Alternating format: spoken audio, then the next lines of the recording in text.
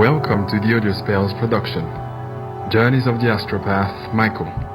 I am Cyril, and we are ecstatic to bring you this show. So please help us grow by following, liking, and sharing it.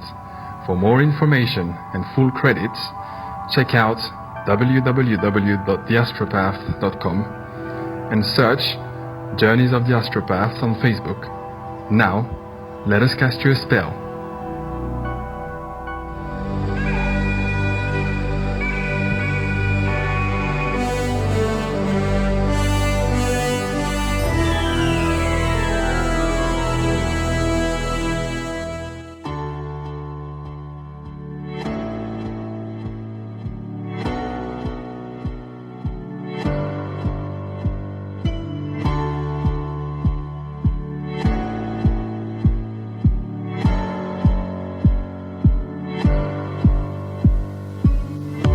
Morning.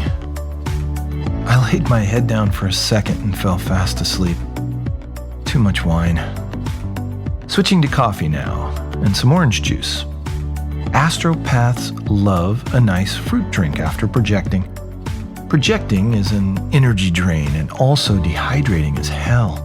And without a doubt, the first thing you need is a bit of sugar and any liquid you can grab.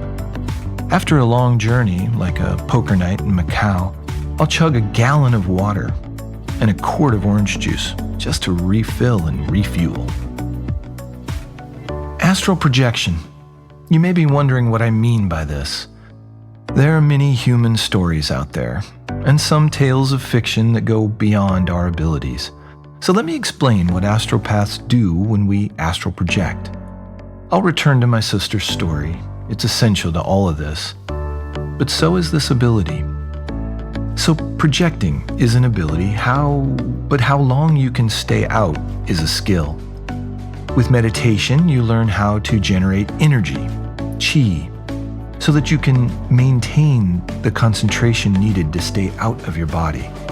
This training has been copied by Qigong and other Kung Fu training, which has been around for thousands of years.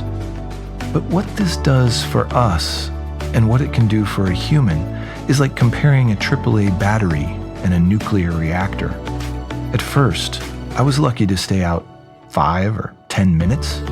Now, I can stay out of my body for 5 or 6 hours without waning. Marlow, he stayed out double that, but he spends too much time meditating, building his chi. He can travel anywhere and stay out as long as he wants, practically. So how is it done? I relax my mind. Oh, wait. Fundamentals. I put my body in a location that is safe. Very safe, in fact. You see, while I'm traveling, the body I leave is absolutely vulnerable. If you saw me, you'd assume I was in a coma or dead. And my senses are completely removed, so I wouldn't sense anything, which means I'm helpless. So Marlow, my teacher, taught me to never travel until your body is in a safe place. I have money, so I built a safe room. A panic room is the term, and I spin the locks of that room and a machine gun couldn't penetrate it. So within my safe chamber, I relax my mind. I feel my body, the energy pulsing within, this sheer vibrancy, and then I begin the visualization. I must see the place I'm going. See its details, its uniqueness, and as my memory is eidetic, memory or photographic as they call it sometimes, I do see not just the topography, but the foliage or the buildings or, well, everything. Then I breathe, and then I'm there.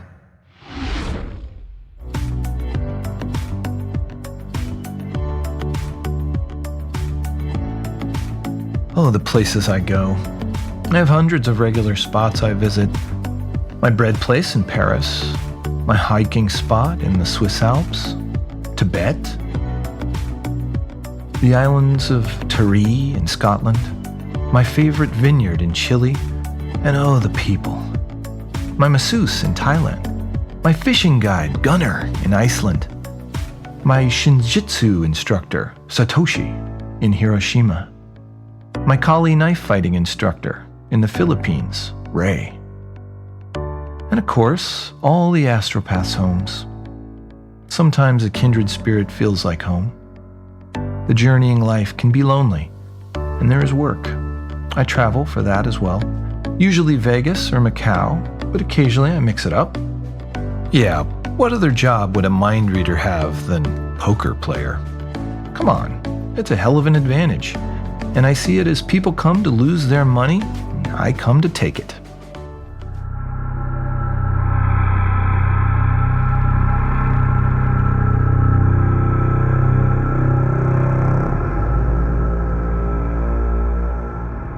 Okay, so Casandra. Maybe I'm rambling because the next part is hard. But here's what happened to my beautiful sister. The first time that I found her, I'd collapsed in the corridor of the hospital.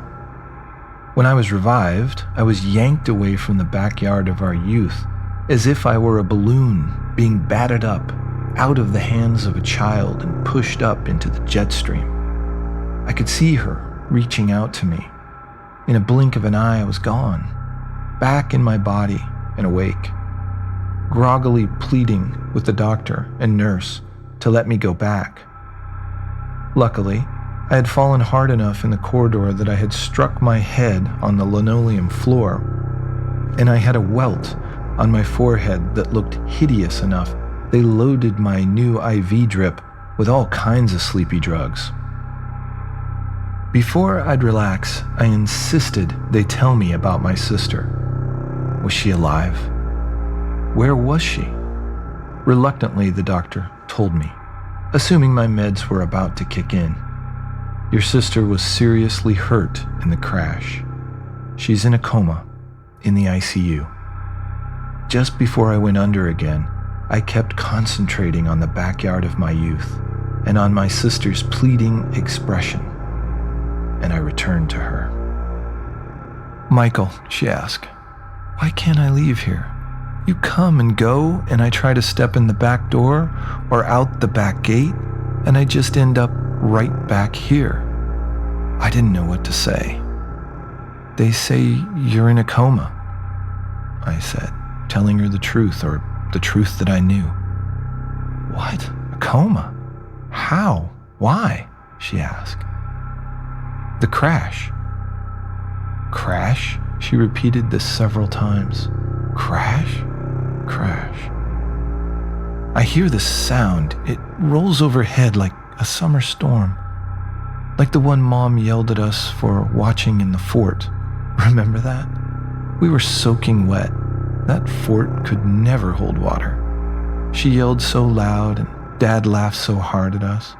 Wet, muddy ragdolls, he called us. I hear that thunder. But your laughs are cries. You cry my name. It's... Her words stopped, and she looked like a child who couldn't think of the word, and then a child who realized they didn't know the word. I feel the crash, but I don't remember it, she said. I told her, I remember it all too well. It's like I saw it on rerun about 1,000 times. You saved my life, sis. You saved my life. You stopped me from bleeding to death. My wrist was slashed, and you wrapped your shirt around it and slowed my bleeding so I could live. I don't even think you were conscious. It was some sort of reflex, or I don't know, but it worked. Cassandra's face, even in all this confusion, frustration, and horror, lifted into a smile. But I couldn't save you. You're really hurt, I complained. Mikey, she whispered. Stop seeing the negative and see the miracles. You and I are a miracle. Our life has been filled with garbage, and yet here we are. You're alive, and somehow you're here with me now. We are. Suddenly I was ripped away from her. The words gone. I tried to make them out, but instead I got nothing but bright light and a nurse, stern voice telling me it was time to wake up. I was crying as her face came into focus. She was too young to be so stern and serious. So the bad part about having a possible concussion is they wake you up every few hours to check on you.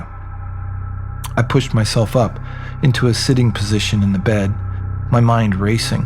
What was Casandra saying? How do I get back to her? How do I help her?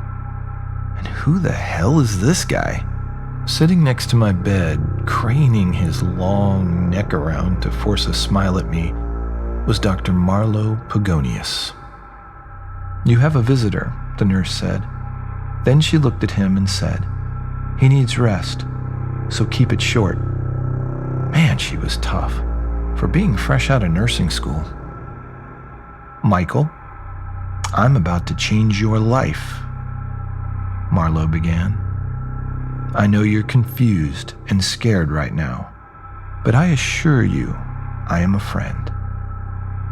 I don't know if it was his smooth professor's voice or just how much I needed a friend, but I felt a sense of relief looking up into the blue-gray eyes that lurked behind a pair of circle glasses that rested oddly on his beakish nose. And then he said something that really shocked me. He said, "Casandra can't find her way out of that yard because she's still alive."